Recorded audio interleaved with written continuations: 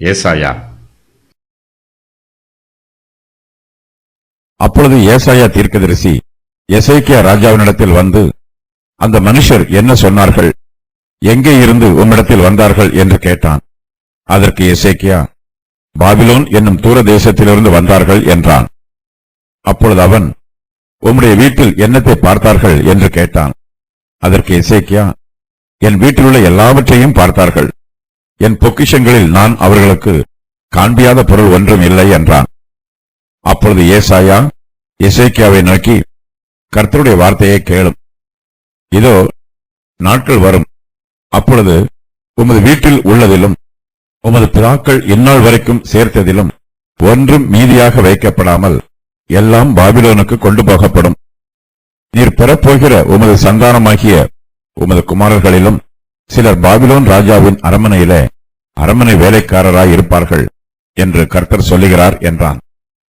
அப்பொழுது எசேக்கியா ஏசாயாவை நோக்கி, நீர் சொன்ன கர்த்தருடைய வார்த்தை நல்லதுதான் என்று சொல்லி, என் நாட்களிலாவது சமாதானமும் உண்மையும் இருக்குமே என்றான்.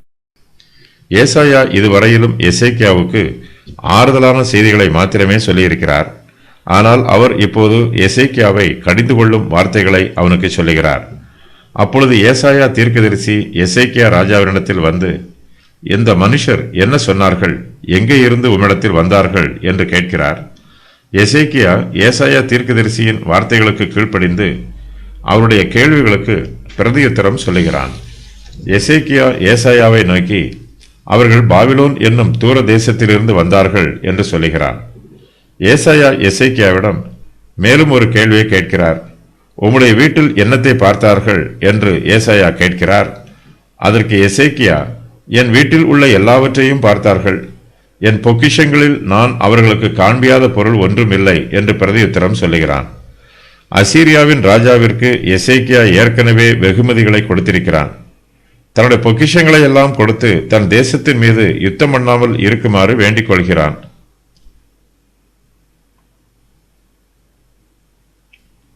இப்போது எசேக்கியா ராஜா காண்பித்த பொக்கிஷங்கள் எங்கிருந்து வந்தது என்று தெரியவில்லை.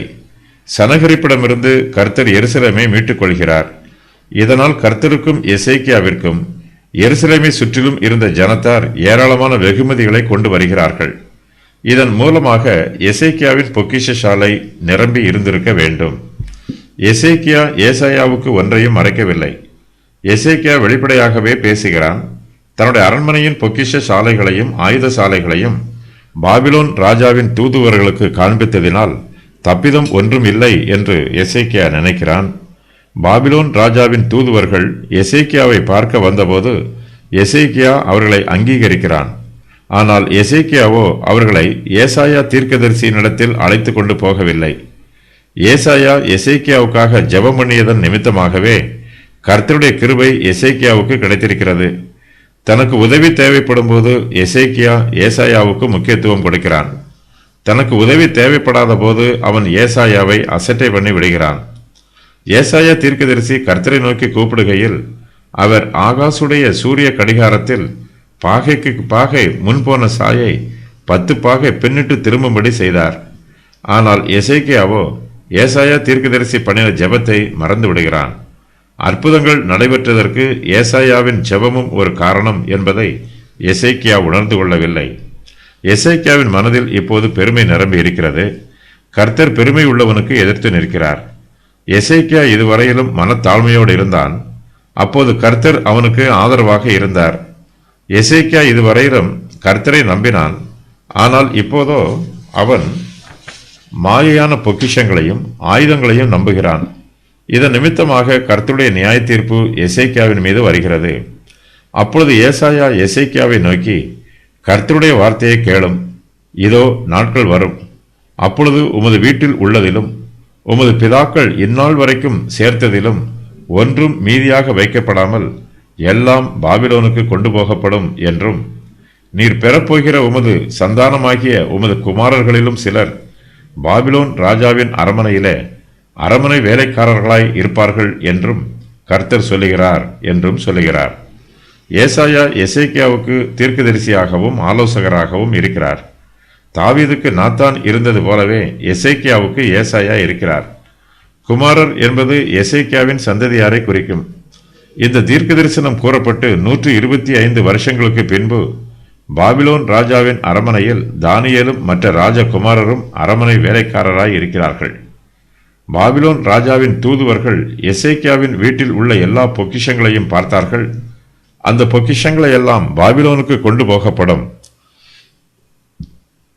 எசேக்கியா தன்னுடைய பொக்கிஷத்தை எண்ணி பார்த்து பெருமைப்பட்டான். ஆனால் அவனுடைய பெருமைக்கு காரணமாய் இருந்த பொக்கிஷங்களே பாபிலோன் தேசத்தார் கொள்ளையிடுவார்கள். யூதாவின் ராஜாவாகிய எசேக்கியா பாபிலோன் ராஜாவோடு இராணுவ உடன்படிக்கையும் சமாதான உடன்படிக்கையும் பண்ணிக்கொள்ள வேண்டும் என்று ஆசைப்பட்டான். ஆனால் பாபிலோனியர்கள் எசேக்கியாவுக்கு சிநேகிதராயிராமல் அவனுக்கு சத்துருக்களாயிருப்பார்கள். அவர்கள் எசேக்கியாவையும் அவனுடைய குடும்பத்தாரையும் பட்சித்து போடுவார்கள். மனாசே விக்கிரகங்களை ஆராதித்தான். அவன் ஒரு கொலை பாதகனாய் இருந்தான். அவனுடைய விக்கிரக ஆராதனையும் கொலை பாதகங்களும் அவனுடைய அழிவுக்கு காரணமாய் இருந்தது. எசேக்கியாவுக்கோ அவனுடைய மதியீனமும் அவனுடைய பெருமையும் அவனுடைய அழிவுக்கு காரணமாய் இருக்கிறது. பாபிலோன் தேசம் உயர்வதற்கும் அது அதிக வல்லமையுள்ள பேரரசாக வளர்வதற்கும் எசேக்கியா உதவி செய்ய விரும்புகிறான்.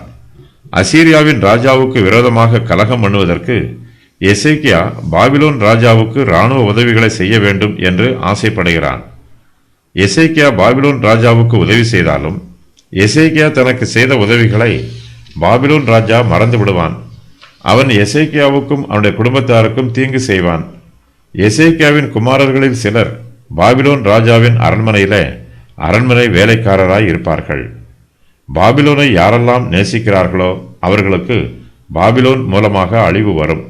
அவருடைய அழிவுக்கு பாபிலோனே காரணமாய் இருக்கும். எசேக்கியா ஏசாயாவின் வார்த்தைகளை கேட்டு தன்னுடைய தப்பிதத்தை உணர்ந்து கொள்கிறான். தன்னுடைய மதியீனத்தை புரிந்து கொள்கிறான். அவன் கர்த்தருக்கு முன்பாக தன்னை தாழ்த்துகிறான்.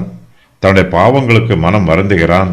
கர்த்தர் தனக்கு கொடுக்கும் நியாய தீர்ப்பை பணிவோடு ஏற்றுக்கொள்கிறான். அப்பொழுது எசேக்கியா ஏசாயாவை நோக்கி, நீர் சொன்ன கர்த்தருடைய வார்த்தை நல்லதுதான் என்று சொல்லி, என் நாட்களிலாவது சமாதானமும் உண்மையும் இருக்குமே என்று சொல்லுகிறான். எசேக்கியா கர்த்தருடைய சித்தத்திற்கு கீழ்ப்படுகிறான். ஏலியைப் போல கர்த்தருடைய நியாய தீர்ப்பை எசேக்கியாவும் மனத்தாழ்மையோடு ஏற்றுக்கொள்கிறான். கர்த்தருடைய நியாய தீர்ப்பு நீதியானது, அது நன்மையானது. கர்த்தர் தம்முடைய நியாய தீர்ப்பை நிறைவேற்றி அதன் மூலமாக தனக்கு நன்மை செய்வார் என்று எசேக்கியா நம்புகிறான்.